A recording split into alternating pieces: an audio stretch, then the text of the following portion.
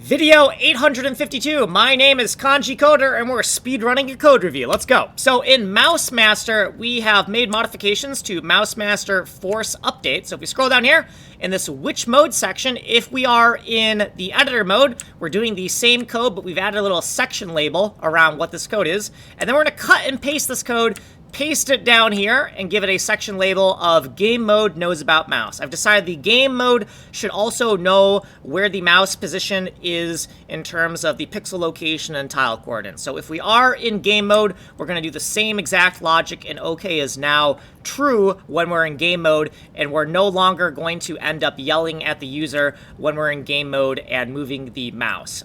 This code right here gets the mouse position in discrete units, like discrete world chord positions, the tile position when tile size is 0, and then global tile X and global tile Y for the current tile size. You can get more information on that by looking at these code deltas here and going to the correct video.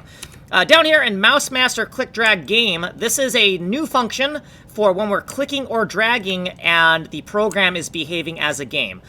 These functions right here, whatever X, whatever Y, and client drag, are the same functions as the click drag for the editor. Sorry, not the same functions, the same parameters as click drag for the editor. This is click drag for the editor, this is click drag for the game. Nothing is being done here yet. We need to flesh this out in future videos. Within Mouse Master Click, if we are in editor mode, we have taken this code and put a label around it saying that we're in edit mode for click or drag. And then down here, when we're in game mode, we're doing the same exact thing, but instead of calling the editor click drag, we're calling the game click drag with the same exact parameters. Okay, down here is what we did previously, and then we have our footnotes, and then we have what we did in this video. If you want a longer explanation, tinyurl.com/ninjaplaylist9. You are on Kanji Playlist 9. Tech demos only are here.